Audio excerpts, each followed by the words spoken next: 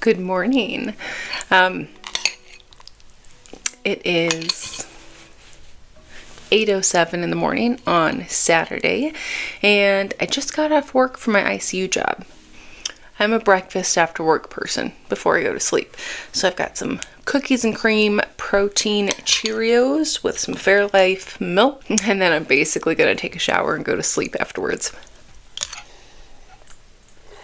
All right, I've got clinical instructor updates, or preceptor updates. So last time I talked, the preceptor that I had secured for like a month and a half kind of backed out. And then I had reached out to 4 other psychiatrists at my state job. I had a no from one and I had a let's talk from the other. And I hadn't heard from 2. I think that's right. Well, the other 2 slowly came in back as no's. And then the one that said let's talk, I said, okay, I can be there Thursday. And she's like, all right, yeah, Thursday works for me. So we're emailing back and forth. I think it's basically like an interview. Like I want to be business attire. I'm gonna put some good makeup on, wear my heels, take my briefcase. I got my resume in my briefcase. I got like the outline of the semester and the checklist and the time frame. Everything's lined out. So like I can make this decision really easy for her. I can help her visualize what the semester will look like. And I show up at my state job and I grab keys because you need keys to get like everywhere. I don't intend on going to the patient units, but in order to get downstairs to like one of the break rooms, you need keys. So I grab my keys. So I head down to the break room. I don't have a definite time.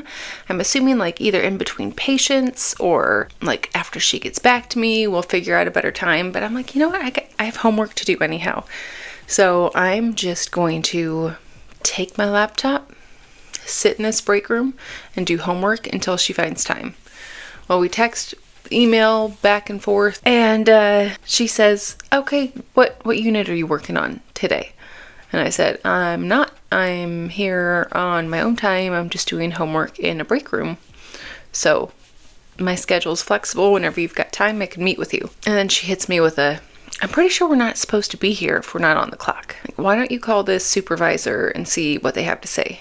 And I'm like, I have a meeting with you. It's not like I'm just showing up here for funsies. But I called the supervisor and he's like, yeah, technically you're not supposed to be in the building if you're not scheduled. He was like, maybe you could come up with a time where you can like go to one of the local restaurants or coffee shops and, you know, talk there, or find a time when you're both working, or you can technically meet in the parking lot, but you can't meet in the building. I'm like, that sounds shady. That sounds shady, meeting up with this doctor in the parking lot to talk shop. So I emailed her and said, yeah, I guess you're technically right. I'm not supposed to be here. And to be fair, as I'm making these phone calls and emails, one of the nurse educators comes in and she has worked at this place for like 30 years. And she said, hey, what are you doing here? And I explained to her what was happening. And she was like, what do you mean you're not allowed to be here? Why can't she just have a meeting with you in like the general meeting room, the conference room, the ... room? And I'm like, thank you. Yeah, it's not like I got hired here. I got background checked. I got drug tested. And like you guys vetted me and I work here now. So why can't I come here and meet with one of the doctors for a quick meeting? Anyhow, kind of a long story to say that I didn't end up meeting with her. And we didn't have any shifts together like that were coming up. So she emailed me. She said, well, I wanted to do it in person so I could kind of explain why I can't precept you this semester. So I was kind of being strung along this whole time. I thought I had a freaking chance. And she just wanted to turn me down in person, which is probably nice. It's like the old-fashioned thing. Like when you're in a relationship, you should always break up in person. You should talk to the other person. None of this texting breakups. It felt like that. It felt classy. But we didn't get there. So, needless to say, or I guess in summary, I got 0 preceptors out of my state job. Do they not precept? Because like they could have led with that. They could just lead with that and then I'd stop bugging everybody. But nobody said that. They said, I can't precept you this semester. I can't because of these reasons. I can't. Nobody said, hey, we don't do that here at this hospital. I don't know. Either it's the culture, either it's bureaucracy, either it's something, but I will not be there this semester. So there goes that interesting option. And that leaves me scrambling to find anybody. There's another inpatient hospital in this area, like pretty close to me. And luckily one of my supervisors gave me her phone number. And I texted her, which I felt very awkward doing. But I tried making it as professional as possible. And she got back to me and she said, oh yeah, let me check with our nurse practitioners, because that hospital does hire nurse practitioners, PMH and Ps. So that's promising. As the director of nursing, I feel like she would know if they were overrun with students, if their NPs were busy precepting. So that's promising. It is Saturday. I heard from her Friday. Yeah, I think I heard from her Friday. It's a blur. Yeah, because I texted her Thursday, because Thursday I was supposed to meet with this doctor in person, and then it turned out I'm not supposed to be on the property. I'm not gonna lie. I think the kids are calling it crashed out. I think I crashed out on Thursday. I don't know what that means, but I felt depressed after. I didn't even know she had turned me down yet. I just knew that I made no progress after coming home and not talking with her. And I just came home, washed my face off with I put so much time and effort into my makeup. I even put some false lashes on. And I just washed my face and got into cozy pajamas and turned on a heated blanket. And I just vegged, bed rotted. I didn't want to do anything. I didn't want to think about anything. It felt like depression. I felt a little worthless. I felt like I was putting time and effort into this endeavor, and despite being like a pretty good and competent nurse and student, nothing is paying off. That took its toll for like probably 12 hours. I even had to visit with family. I'm like, Mom, I've got to come over and bring the dogs and just be a child for a little bit. She made banana bread, and I just enjoyed her banana bread, let the dogs run around, and had a pity party for a little bit. And then I pulled myself together on Friday. I had a meeting in the morning that was just like a continuing education thing I had already signed up for. It was a speaker from the Ohio State University. They did a Teams meeting about neurologic injury. It was interesting. Anywho, that was the first thing I did because I was already committed to that. But then I made myself a cup of coffee. I was still kind of like, I could just stay in bed. I don't technically have anything planned for today. But I had reached out to a lot of people at this point and sent a lot of emails and sent some texts and been on Facebook and had recommendations from Facebook. And I thought, you've got to reply to these people. Like, if you're going to keep putting your name out there and reaching, you have got to be professional and prompt. So I pulled myself together and responded to all of the leads that I got. Some of them were not helpful. Not everybody understands the psych world and what the difference is between inpatient and outpatient psych, or psychologists. Like, hey, can you shadow this guy? Unfortunately, I can't. He doesn't have prescriptive rights, and he's also at this job that apparently doesn't allow advanced practice nurse students. So I went through, I did all that. I sent all the emails, the thank yous, even to all the docs at my state job. Thank you for your time. Thank you for getting back to me. All that good stuff. And then I made the decision to go to work because I've been like on top of my homework. My homework has been done since basically Wednesday. Although, side story, I attempted to take a test at my state job, but you need like a lockdown browser to take any tests in school typically. That way you can't cheat and pull up other sites and stuff. But I had to use my phone's, you are my phone. I was gonna check my phone, but there's nothing there. A hotspot. I had to use my phone's hotspot because the internet sucks at my state job, and I think they do it on purpose so people can't be distracted at work. I don't know. But I had to use my hotspot to connect my computer so I could send in like discussion replies, and I knew it was going to be a bad idea. But I was just full of bad ideas on Thursday, I guess. And I started taking this test, and I got halfway through. I got like technically 6 questions. I got halfway through, and it gave me an error, and it said, your last question might not have been counted. And I'm like, and then I got to like the 6th question, And I clicked on the answer I wanted, and then it like completely froze me out. It was like spinning, it was like loading. It's a timed test. This lockdown browser really sucks anyhow. It's super slow to do anything. So like I couldn't refresh it. I couldn't X out of it. I could do nothing. I had to shut down my whole computer. So I got timed out of the test at 6 questions. Mind you, I was doing well. It was really easy. It's a little bit silly how easy some of these questions are. It's like the patient says they don't want to talk to you. Do you force them to talk to you? Do you trick them into answering your questions?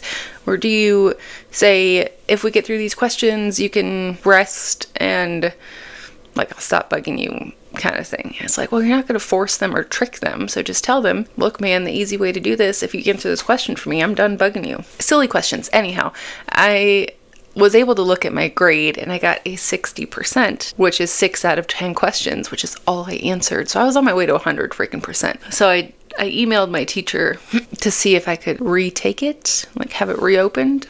She never got back to me. It's supposed to be due Sunday at midnight. It's currently Saturday at nearly 8:30 now. So we'll see. It is what it is. I got 100% on my case study. I'm averaging like a B+ right now with the terrible test grade and the really good case study. Then I've learned my lesson that I will not be taking any more tests at my job. They don't take that long anyhow. Just carve out some time at home. So anyhow, because I'm not in clinicals, I am not devoting any time to clinicals. The schooling itself is easy. It's a lot of discussion posts. Like I think that's what this week is, a discussion post in both classes. There's technically 2 right now. That's it. So there's time to do things. So I picked up so much work. Last night was Friday, so I picked up a 12 in the ICU. Tonight's Saturday. I've got an 8 in the State Forensic Hospital. Tomorrow's Sunday.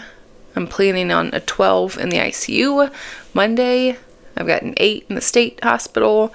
Tuesday, I picked up a 12 in the ICU. Wednesday, an 8 in the State Hospital. Thursday, I have to be off because I'm taking my aunt to an appointment Friday morning. So Thursday's going to be a day off. Friday, another 3rd shift at the state job. And if I was smart, I would pick up Saturday at the ICU. The hospital is hurting for nurses right now. It's busy with respiratory virus patients. And I don't know if we're down nurses too or just up patients.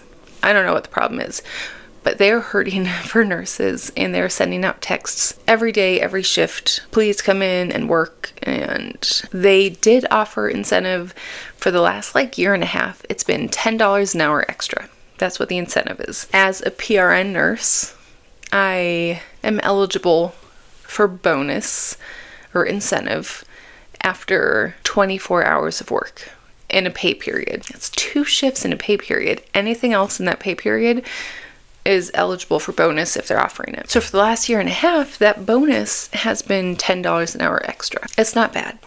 There are a lot of jobs that would be very happy with that amount. I'm a little spoiled because I worked during COVID and shit got crazy. They were offering $50, $60 an hour extra to have nurses come in. There was potential to make good money during COVID, but also it was a terrifying time. So I made the most money I've made as a nurse was in 2020, according to my W-2s.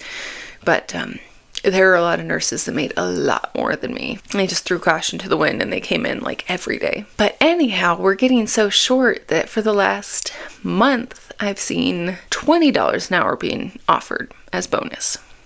So I'm like, I wonder how long that's going to last. Is that just for Christmas because they can't get anyone in for the holidays? So I've been kind of busy, spending a lot of time with family. I didn't take advantage of it because I barely put in that much time in a pay period because I work both jobs. So, but then the last 2 or 3 days, $30 an hour extra. They're desperate.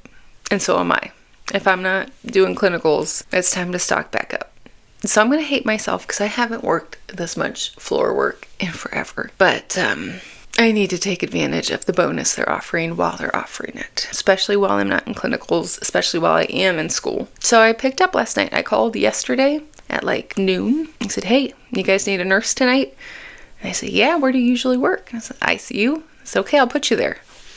I was planning on going wherever they needed me. Turns out they needed me in the ICU. So I got to go to the ICU. I had 2 ICU patients, which hasn't happened in forever. I've been getting stuck with 3 patients over and over and getting my butt kicked. Like last night was an okay night. I'm going to keep it brief so I don't violate HIPAA. I had a bilateral pulmonary ecos patient who did have some bleeding as a result of their ecos, as a result of the medications, but fairly stable throughout the night for me. And I had a COPD exacerbation patient with a UTI that led to some sepsis symptoms and was on a little bit of levo. And in my hospital, levo is only run on the critical care units. I know that's a little bit different at some hospitals. If it's low dose, I think ICU step down units will take it, but in my hospital, just in the ICUs or CCUs, critical care units, my patients were nice, their families were nice, my coworkers were nice. It's a good start to what's going to be a busy week or a busy stretch. And I think if I was smart, I would record myself after each one. We'll see how terrible I look at the end of this. So that's all for my Saturday morning. I don't have to go until 11 tonight, so I can get some good sleep. I need to work out. I need to keep that rolling. And unless they reset my test, all my homework's done for the week. So, you guys, it's freezing. It is 15 degrees out right now. I didn't wear a jacket because I'm wishful thinking, and sometimes we've had like 35-degree days, which are like sweater days. This is coat day, and I made a mistake. Just finished up an 8-hour shift at my state job. It was not bad. I was on a good unit, more of a long-term unit rather than an acute admission unit, which has a tendency to have less medicated patients, less stable patients. So mine were good for the night. I got to read a bit of a book. They're kind of cracking down on technology usage, so I didn't want to ruffle any feathers, so I just read a psychopharmacology book, and I had a small med pass this morning, like 5 patients. I get so tired working midnights, that's my biggest qualm, but like the job itself, especially at this job, not bad. Hardly anything to complain about. Alright guys, finished up my 3rd shift out of 6, and then I'll have 1 off and 2 more on, but they're alternating hospitals, which does make it easier. It's state job, ICU, state job, ICU, state job, ICU, which helps immensely, actually. So I just got done at my ICU job, well, that hospital, but I picked up extra for the hospital, and they're offering incentive right now because nurses aren't enjoying it there, and they're losing some nurses. So they're offering incentive, which made it nicer to pick up. But because of that, there were quite a few ICU nurses who picked up. So they did need me in the ICU. They did need me on a step-down unit. So it started out as quite a night. It got better. But I went to, I'm not going to lie, it's one of the least favorite floors in the hospital. I don't have a bad time when I go there. I think it had a bad reputation, and it's just never escaped that reputation. But went to one of the least favorite step-down units. And at 7 p.m., 1900 on the nose, check my fucking charting, one of the patients decided to pause, sinus pause, and code. Sinus pause, beat or 2, sinus pause, beat or 2, and then asystole. And I am a critical care nurse on a step-down unit. So also, I used to be full-time charge nurse in the ICU. And I had to respond to codes and rapids. So I do feel an obligation to get involved, even though I'm just starting my shift. Haven't gotten any type of report. And this is most certainly going to affect the rest of my shift. So we get in the room. Someone's on the chest already. Good for them. It was a witnessed arrest because of those sinus pauses. It was something that, was kind of leading up. Maybe we knew it was happening. I'm very comfortable with meds, so cracked the epi, got that ready. Someone was getting the backboard. Like, I don't know if you work in a hospital, but codes on the floor are different than codes on critical care units. But this one, not bad. After that first round of epi, we got ROSC. We got spontaneous respirations, and we've got more critical care staff. So that's cool. Saying hello to the other charge nurses and the nurse practitioners who, came to make decisions and help us out and all that good stuff. I won't go into the full thing. We did lose a pulse a couple more times. There was already a cardiology consult. It was definitely an EP issue. and we paced. So we ended up pacing and transferring to CCU. Mind you, I am a step-down nurse right now. Like I'm a step-down. I am not a critical, well, I am a critical care nurse, but I'm not an ICU nurse tonight. I'm a step-down nurse tonight. And I most certainly am not an ICU charge nurse tonight. But the nurse who was documenting started getting a little warm, maybe a little faint, I'm not sure. But she asked me if I'd take over. So I took over the documenting. And she started it on paper instead of code paper, which you get used to code paper as you use it. But I continued on her blank paper. Anywho, because of that, I went ahead and followed the patient to CCU, got all the signatures on the code paper, and started transcribing while they, checked the patient in, whatever. As I was getting the signatures and transcribing a little bit, trying to be helpful. Mind you, it's shift change. So we've got a day shift charge nurse and we've got a night shift charge nurse. They both leave. They both say, okay, bye, we got to finish report. And, part of me is like, yeah, this is what I do. I'll just fill out the paperwork. Well, as it was taking more time, I'm like, this is not my job. I'm a step-down nurse tonight. I have 4 patients waiting for me upstairs that I haven't even gotten a report on yet. I've got a nurse waiting on me upstairs. So I call the ICU and I say, hey, I got all the signatures. I've got the timeline. I think the American Heart Association, they want you to chart like every minute for the first 10 minutes. They've got like the 5-3-2 initiative. Couldn't tell you what it is offhand because we typically do it anyhow.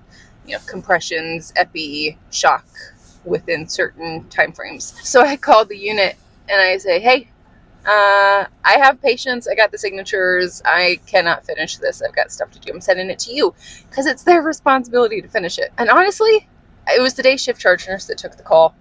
And I really like her. I do really like her. I've worked with her for a very long time. She has a little bit of RBF, and I think she scares some newer nurses, but that's just who she is. She didn't sound pleased, but also that is like literally not my responsibility. It wasn't my patient. It wasn't my code. I wasn't in charge of the ICU. I have my own patients as a step-down nurse because I picked up for the hospital. I was helping, and I've helped all I could. It's time to take care of my own patients. So on a plus side, patient survived. They went on to get further treatment, and as the nurse practitioners were leaving, which I work PRN now, so there are some new faces. There are some people that I don't get to work with all the time, but I heard them all kind of talking together about, this went pretty smooth for a floor code. Yeah, because you've got like 3 ICU charge nurses, and we have a MET team now, like some kind of emergency response team, medical emergency team, some kind of thing like that. So there's another critical care trained nurse, I guess. I didn't know her. After that first round of epi, we got pulse back and spontaneous respirs and a conversant patient, and she was charging the Zoll up to shock. And I said, excuse me, we're not shocking. She said, why aren't we shocking? I said, because we have a pulse and we're breathing and talking. We're not shocking this patient. Because she wasn't paying attention to the patient. There was a lot of people in there. There always is. But we both had a little moment of, who are you? I said that to one of the nurses. I was like, who is that?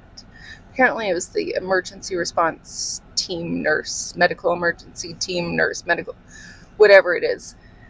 And then she was like, who are you? And I'm like, I'm an ICU nurse, and I got floated up here. So I just happened to be here. And then we were cool. Like, oh, yeah, sure. I just wanted to make sure that this is what we were supposed to be doing. I was like, okay, I just want to make sure you knew that the patient was back and had a pulse and everything. We were good. I got a new buddy. And I love that. I love how that worked out. That went great. So yes, that was exciting. It was an exciting way to start the shift. It does make me realize why I enjoy critical care, but I don't want it all the time. And I probably won't miss it when I leave it. And if I do, it's just something I'll look back on fondly. I'm ready for my office setting, maybe, unless I really like inpatient psych. And I might. It's cool as a floor nurse in inpatient psych, so we'll see. So because I took that time to follow the patient and do some of the charting, I didn't get back to the floor till about 8 o'clock. So between the actual code and transferring the patient and doing some documentation, it was an hour, which is not the worst thing ever. My poor nurse that was waiting on me to leave probably felt like it was, but she was patient and gracious. So got report, had to get vitals because there weren't enough aides on the floor, which I only had 4 patients. So again, could have been worse. Not my favorite, but it could have been worse. Medicated the patients. There was one person training, so she medicated one of my 4, and then I medicated the other 3. And then I find out that I'm getting pulled to another step-down unit at 11. So I basically have these patients for like an hour and a half. I have an hour and a half to take vitals, assess, medicate, and chart on these 4 patients. And then it's time to get a whole new set of patients. I was not a huge fan of that, but the floor I went to gave me another 4 patients, and they were not half bad. I had a pretty smooth night after that initial code, but because I had a smooth night, I had a chance to check my email. And I don't know if I mentioned it, but while I was waiting on that meeting I was supposed to have with one of the psychiatrists at my state job, I knew she was seeing patients, so I took my laptop to do some homework and take a test that I knew would be pretty easy and straightforward. And because of the shoddy internet, I ended up getting kicked out of the test. I think I mentioned this before. But I emailed my instructor and I said, hey, I got kicked out because of service issues. Can I get back in and retake this or have a couple minutes on it or do something with it? And I was able to check my email. She finally got back to me. My meeting was supposed to be Thursday, so I emailed her on Thursday. She got back to me Sunday night and said, nope, sorry, no retakes on the tests or quizzes. So technically that was a 60%. Luckily they're not weighted super high, and I got a really good grade on my case study. So I'm pretty sure I checked my grade overall and I've got an A- right now, but pretty stupid in my opinion. But it is what it is. I will not take any more tests at work because the internet sucks. So lesson learned. All right, so tonight I work at my state job, which I don't go into till 11. So I have a chance to go home, exercise the dogs a little bit, have some breakfast, maybe some tea. I'm losing my voice again, and sleep in a bit, and then go work at the state job.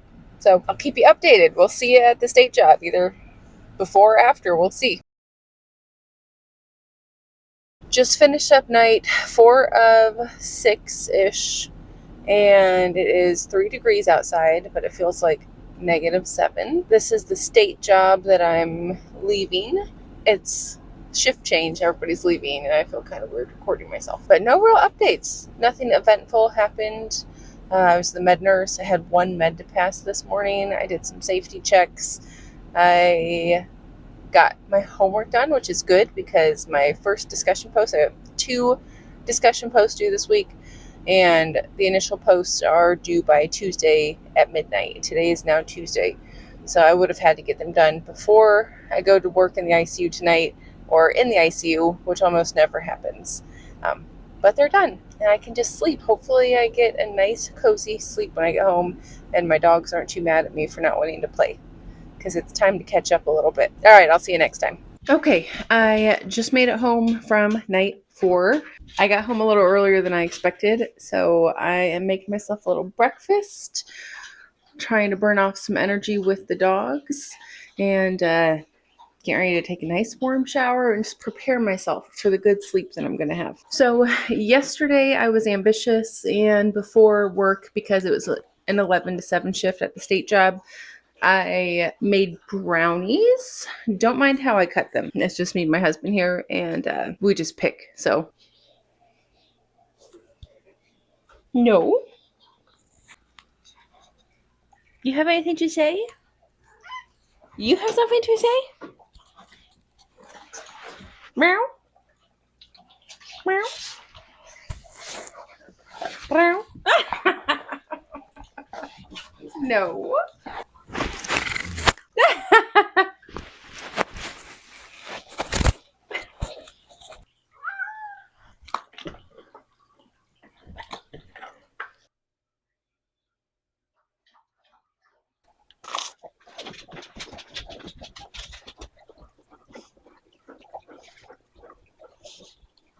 Anyhow, I was saying last night, because it was only an 8-hour shift and I didn't have to go in until 11, I made brownies, I made grape salad, I made hamburgers, I got chicken out of the freezer to thaw. I did a mile run and a 20-minute resistance training workout. Way too much considering yesterday was day 4 of 6-ish.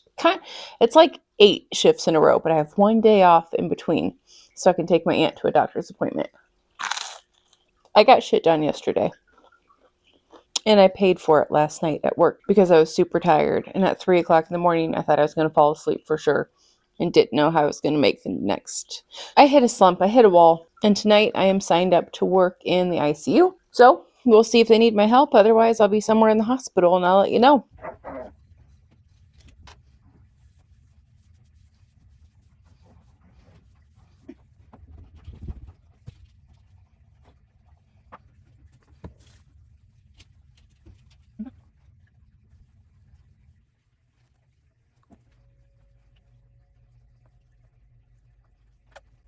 All right. I just got off my 5th shift. It wasn't bad, but it didn't end on a good note. I hate that. And then apparently I put my keys in my cup holder in my car when I got home, which I normally just put them in my bag all the time. And when my car beeped at me to get my keys out, I banged my head against the top of my car door. So that was a fun way to end this. And then I have 1 shift left tonight. I'm struggling. None of the shifts have been that bad. Like, in theory, I shouldn't be complaining, but just the going part. You don't get a chance to rest or catch up on things that are important or spend time with people. I got floated again. So because I picked up for the hospital on Sunday, it didn't count as a float. So I worked on step-down units on Sunday. And then I came in tonight, or last night, and I had picked up for the ICU. But because I'm PRN and the census is a little bit lower than it has been, we were actually floating people. And since I'm not there often, my name gets moved to the top of the list because everyone else has taken their turn. So it was time for me to float. So I got floated to the same place I was floated to Sunday. We're about to see a puppy.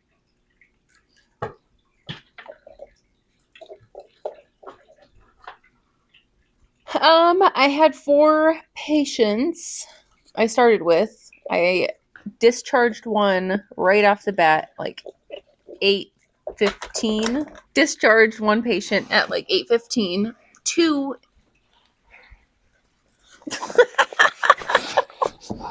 inpatient psych, actually, which left me with 3 patients on a step-down unit. And the hospital is trying to implement rules about ICU nurses where they don't take more than 4 patients. And they're trying to make it so we don't take admissions on the step-down units, so we don't get abused, basically, like, oh, extra help, finally, someone else to take the patients and the admissions and stuff. But I used to work step-down, and I had 3 patients, and they were pretty cake, so I said, I'll take an admission. So I did. And it was a pretty easy admission. It wasn't too bad. But I screwed myself, and I got really busy in the morning. One of my IVs went bad, so I had to grab a new IV. The patient was very nice, but he was very talkative, so we chit-chatted a lot while I was putting that in, which was good because it distracts them. They're not thinking about an IV going in. And then my other patient, she was a total. She's a very unfortunate case of an older woman whose family's not quite ready to let go, even though she might be. So I had to change her setup for her tube feeds and clean her up a little bit, and just the last 2 hours ended up being pretty busy. But the shift in general was not. However, I forgot, because I'm on my 5th shift of 6, I forgot things. I forgot to pack food, so I went and stopped at fast food. I have not been eating healthy or being healthy on this stretch of work days. I also forgot my laptop. And normally I can't use a laptop at my medical job anyhow, because it's usually too freaking busy. But of course today I had time. I had time to do some assignments, and I did not have it. So instead I did education for the hospital that we get assigned. And I got nearly all of that done, which is impressive because I'm PRN and I put a lot of that off most of the time. But I whipped through it. And then I looked up more crisis centers near me and more inpatient psych hospitals near me and places that I can continue to reach out to because I still don't have a preceptor. This doggo.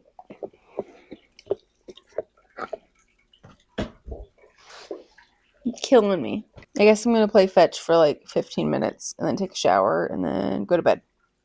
Get ready for my last shift before I have one day off. So, I'll talk to you at some point before my next shift. All right, I just finished up shift 6 of 6. I've got tonight off, and then I go back in tomorrow night at my state job, and then I go back in Saturday night at my ICU job. I thought I did really good yesterday. After I left my ICU job, I came home. I got to sleep a little after 10, but I don't have to go to my state job till 11 p.m. So I'm like, you know what? I've got plenty of time to sleep. I'm not even going to set an alarm. I'm just going to snooze. And I woke up on my own at 6 p.m. and I was feeling really good. I made like Mediterranean bowls for me and my husband to eat. And the minute that I filled my belly up with Mediterranean bowls, I'm like, you know what? I think I could take a nap. So I told my husband, I'm like, I think I'm going to lay down for like an hour. I like getting ready for the state job at like 9:30, depending on whether or not I'm going to do anything with my hair. Straighten it, do whatever. I said, so that gives me like an hour and a half to get some rest. I wake up to my husband's face like an inch away from me. Like, aren't you supposed to be getting ready for work? It was 10 p.m. I slept two more hours. 2 more hours. I slept a total of 9 hours yesterday, despite feeling great after I woke up the first time. I must be way more tired than I am giving myself credit for, which is understandable. The work has not been that hard. I'll be quite honest. The work itself has been okay. Like the state job especially. We haven't had, knock on wood, I've been on some good units and people are well medicated and agreeable to those medications. And at my hospital job, it's been average. I mean, I say it's not bad, but we did have a code and we had, some busy patients, some IVs that went bad, just some busy work. But all in all, it's felt manageable. But just the fact that I have been just barely getting by, just like sleeping, eating, going back to work, coming home, sleeping, eating, going back to work. So that it's taking a little bit of a mental toll. I could just sleep and veg out for a couple days, just not think about anything. I also got a hold of 2 more facilities to see if they'd like to have a student ASAP. So I'll hear back from them, hopefully. And I also got a hold of my director to see what the heck happens if I cannot find a preceptor. What do we do then? So I'd like to hear what she has to say. And I'll let you know when I hear something. I think I might go ahead and throw in the other 2 nights with this video, because why not? I do know one thing. My dogs are as unhappy about me working all these hours as I am. Maybe more so. They hate not having me home during the day to play fetch with, to take them on walks, to make them frozen lick treats. They're pretty sick of mom doing the bare minimum right now. So I think I'm going to take a little break after this and not do anything crazy. Just a couple shifts a week, 2 to 3 total between both jobs instead of 3 at each job for 6 nights a week. I had leftover Mediterranean bowl for breakfast after I got off work this morning, and I think it was a little too much. But there was like less than a quarter of a cup of rice and veggies left when I was getting full, when I was at the point where I'm like, I should be done.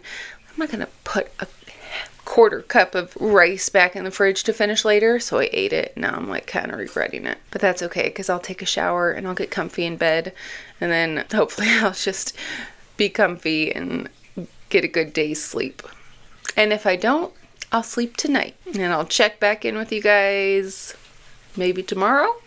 I don't know. We'll see. All right, guys. It's Snowmageddon. Can you not breathe into the microphone? So I didn't record after work yesterday. Friday night, I worked at my state job, and it was not bad. I was on one of the acute admission units where patients tend to be less medicated, a little more unstable, but not bad. I got to do some homework for this coming week. Like, I'm pretty caught up and on it, so can't complain about that shift. We did have a statewide rover outage, an epic outage, I'm pretty sure, like charting system downtime, updates for the state system. It's a system of hospitals, forensic hospitals through Ohio, and that ended up being down for probably like 10 p.m. till 1, so not super long. It wasn't too bad. That was about all of the excitement at that job. And then I really tossed the idea back and forth about working last night in my ICU job. But if I didn't work last night, I wouldn't get the second shift of incentive pay, which is $30 an hour extra. So I'm like, what is one more shift? My homework's caught up. The only thing I want to do is just sleep. That's what the alternative is, which is important. I cannot wait to have nothing to do for like a day or two and catch up on sleep. That's what I have planned for the rest of today and maybe tomorrow. But all I needed was that extra 12. However, if you live along the east, Midwest, north, like Michigan, Ohio, Pennsylvania, the New England area, Snowmageddon.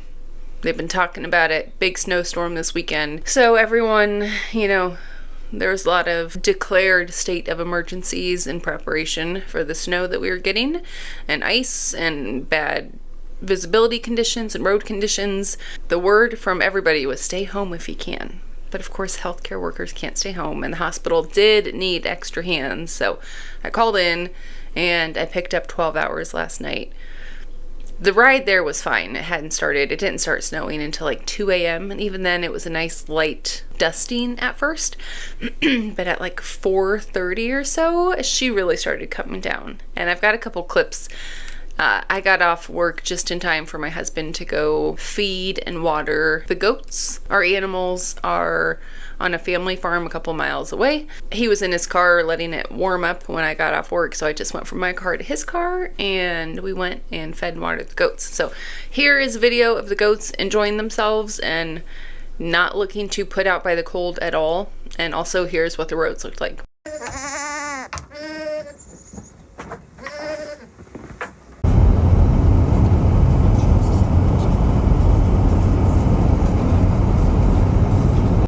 Terrible. When I got off work, they had not been touched, which meant I wasn't sliding. Well, that's not true. I was sliding a little bit, but not from like icy conditions, just from like my tires being grabbed by the thick snow.